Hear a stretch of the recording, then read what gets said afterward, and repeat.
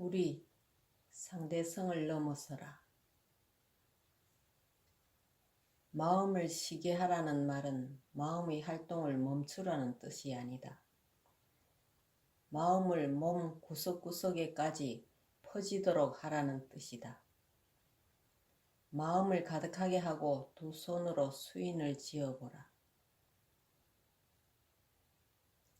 우리가 수행하는 목적은 사상을 얻기 위해서도 아니고 기대치를 위해서도 아니고 심지어 깨달음을 위해서도 아니라고들 말한다.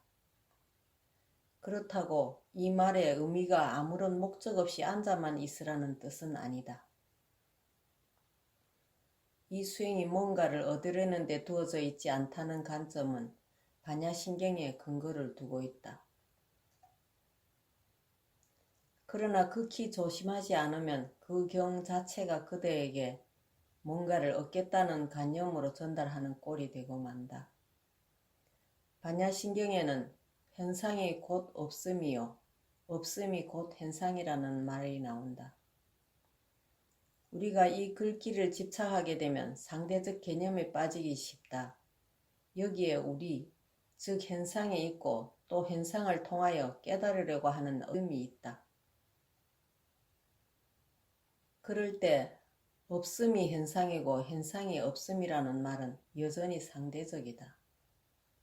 그러나 또 다행히도 가르침 가운데는 현상은 현상이고 없음은 없음이라는 말이 나온다. 여기에서는 상대성이 사라지고 없다. 그대가 자선 중에 마음을 쉬게 하기가 힘듦을 깨닫고 그러면서도 마음을 쉬게 해보려고 애쓰고 있다면 그것은 즉 색이 공이고 공이 색인 단계이다. 그러나 이처럼 상대적인 상태로 수행을 해가는 동안 그대는 점점 더 목표와 하나임을 느끼게 된다. 그리하여 수행이 힘들지 않게 될 때 드디어 마음을 쉬게 할 수가 있다. 이것이 색은 색이고 공은 공인 상태이다. 마음을 쉬게 한다는 것은 마음의 활동을 멈추라는 뜻이 아니다. 마음을 몸 구석구석에까지 퍼지도록 하라는 뜻이다. 마음은 그대의 호흡을 따르게 하라. 마음을 가득하게 하고 두 손으로 수인을 지으라.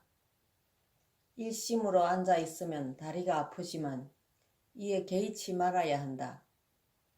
이 같은 앉음이 아무것도 얻을 마음이 없이 앉아 있는 자세이다. 처음엔 자선 자세에 어떤 한계를 느끼겠지만 그 한계마저도 개의치 않게 되면 공은 공이고 색은 색인 상태의 의미를 알게 될 것이다. 그런 식으로 어떤 한계성 속에서 그대 자신의 방법을 찾아내는 것이 수행의 방법이다. 수행이란 우리가 무엇을 하든 심지어 들어눕는 것까지도 다 선을 행하는 것이라고 말하고 있는 것은 아니다. 그대에게 부딪힌 한계성들이 그대를 장애하지 않을 때 이것이 곧 수행이라는 말로서 의미하고자 하는 것이다. 내가 무엇을 하든 다 불성이므로 무엇을 하든지 괜찮고 자선은 할 필요도 없다고 한다면 그것은 이미 일상생활을 상대적으로 이해한 것이다. 만일 참으로 괜찮은 것이라면 구태여 그렇다고 말할 필요도 없을 것이다. 그대가 하는 일에 마음을 쓰고 있는 한 그것은 아직도 상대적인 상태에 있는 것이다. 하는 일에 마음이 쓰이지 않는다면 구태여 말할 필요가 없다. 앉게 되면 앉고 먹게 되면 먹을 것이다. 그뿐이다. 구태여 괜찮다라고 말로 표현할 때 그대는 뭔가를 하는 데 있어서 좁은 마음으로 나름대로 변명을 하고 있는 셈이다. 그대 자신이 어떤 특정한 사물에 혹은 방법에 집착하고 있다는 뜻이다. 그러므로 처음부터 누구에게나 앉아 있는 것만으로도 충분하다든가 무슨 일을 하든지 다 선이다라고 말하고 있는 것은 아니다. 선을 공부함에 있어 그 처음 단계에선 여러 가지 어려움을 만나지만 수행의 계속을 위해서 노력을 기울이지 않으면 안 된다. 자선 수행 중 다리가 아프고 졸음이 오는 것은 항상 있는 일로서 초심자들은 이 단계를 극복하기에 힘이 든다. 처음에는 사물을 있는 그대로 받아들이기가 쉽지 않다. 그대는 수행 중에 찾아오는 느낌들 때문에 괴로움을 당할 수도 있다. 그대가 무엇을 하든지 다 감당할 수 있을 때 그것이 좋은 일이든 굳은 일이든 아무런 동요도 없이 어떤 느낌에도 시달림이 없이 다 해낼 수 있을 때 비로소 색은 색, 공은 공이라고 표현할 수 있는 경지에 이른 것이다. 사람들은 암과 같은 불치의 병에 걸리고 2년, 3년이 못 가서 죽는다는 사실을 알게 되면 뭔가 의지처를 찾아 참선을 시작하기도 한다.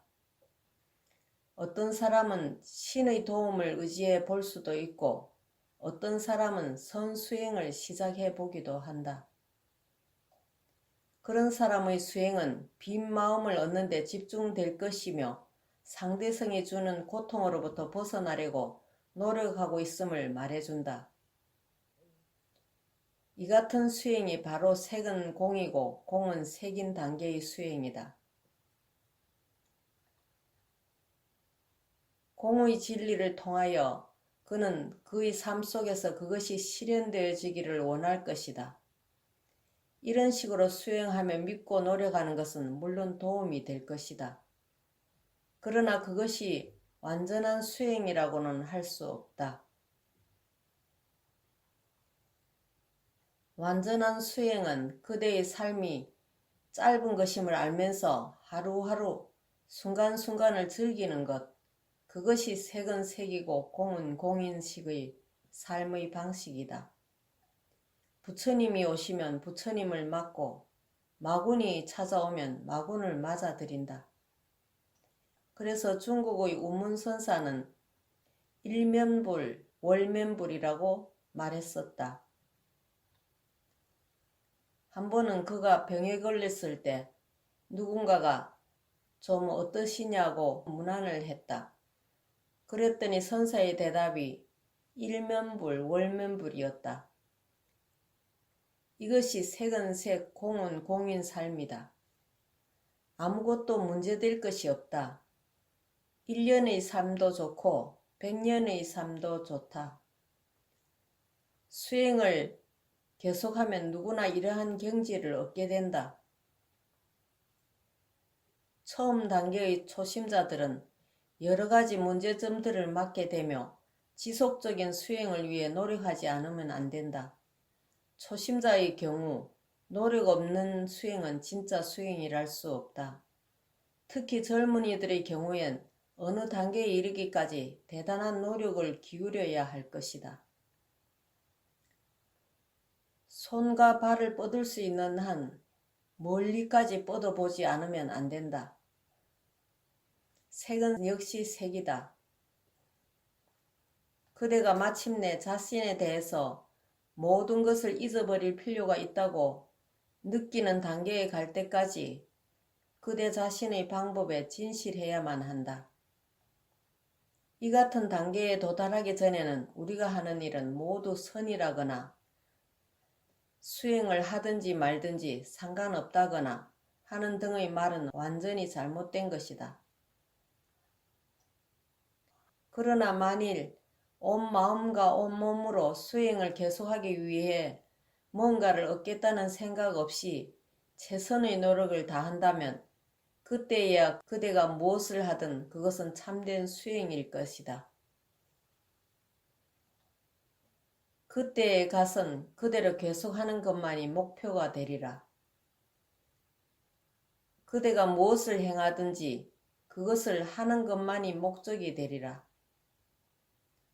색은 색이고 그대는 그대일 것이다. 참다운 공이 그대의 수행 속에서 실현된 것이다.